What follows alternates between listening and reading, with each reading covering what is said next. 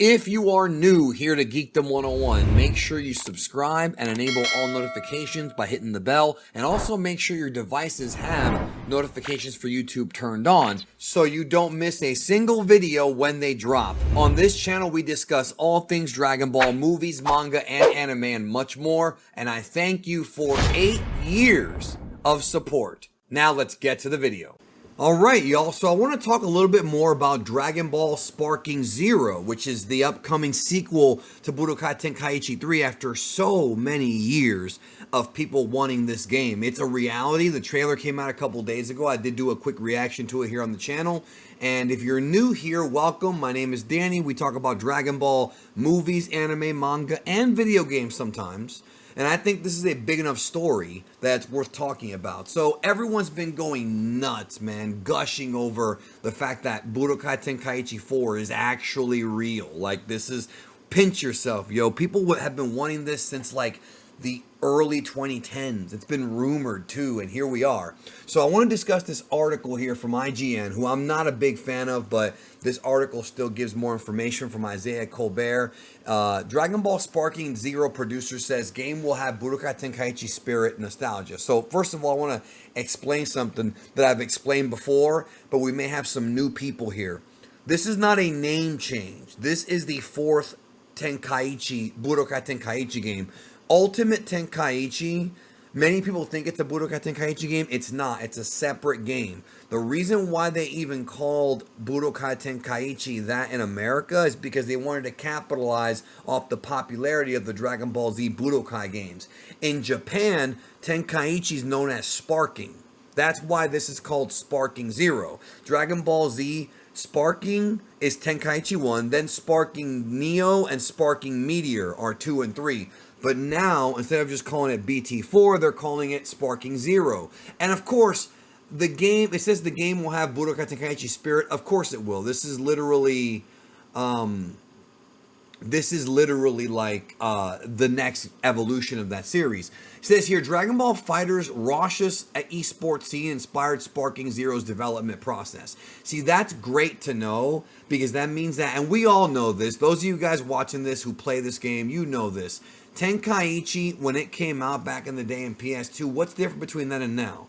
Online play. That we don't have. Online play now is almost a must-have for every competitive game.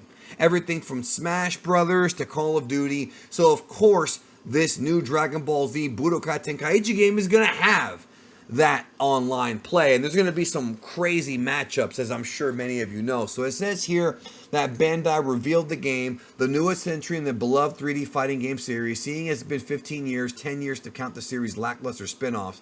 Yeah, those aren't really spin-offs, but I guess some would say that. I do think that the Tenkaichi game on PSP, Another Road, I really like that one. If you haven't played that one yet, check it out. It's got a bunch of what-if stories, and it's very cool. That one was fine. I don't know if I call it lackluster, but this is the first real sequel. So it says here, producer Jun Furutani talked about the game, and we're going to get the details here.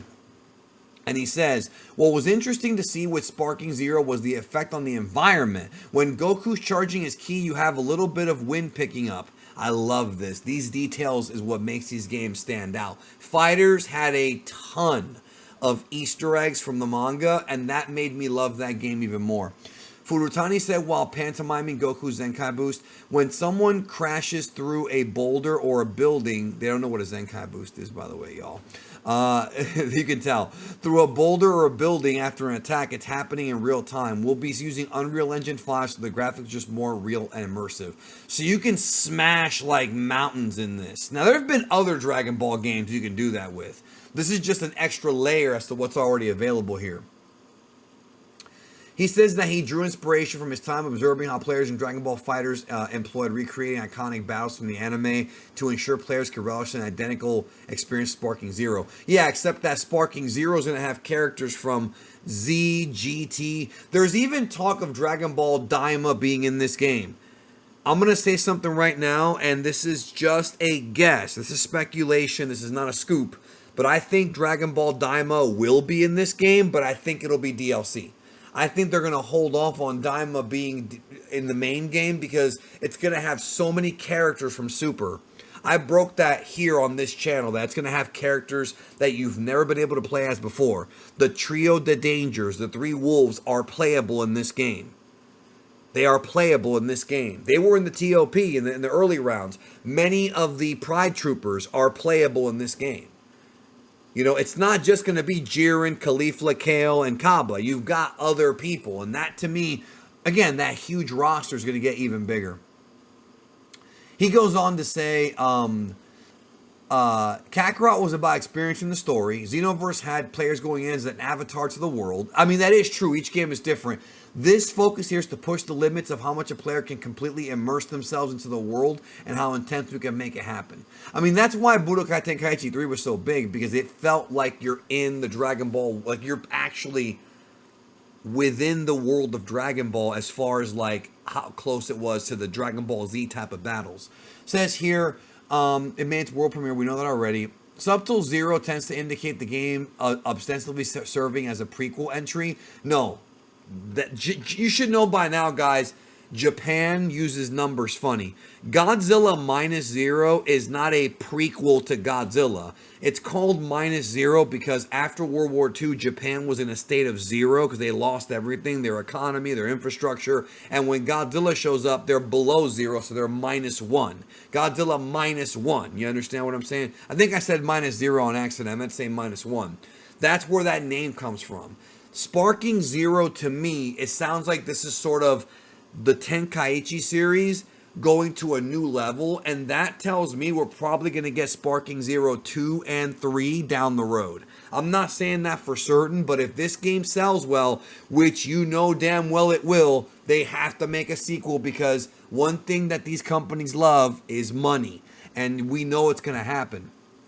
Also, with more Dragon Ball manga stuff, if that ever gets adapted, more Daima stuff, there's going to be more stuff to adapt. Dragon Ball's far from being finished. Despite my best efforts, I wasn't able to get Furitani to spill the Senzu beans. See, this guy's trying to be clever, bro. I'm not mad about it. It's just he's trying to throw in these puns about the game's roster size, or more importantly, the series' beloved loading screen mini games would make its rapid return. Okay, I can tell you this. The roster size is going to be massive. We're talking about hundreds. Like, there's going to be a lot of people in this game. I talked about that on here, and it's true.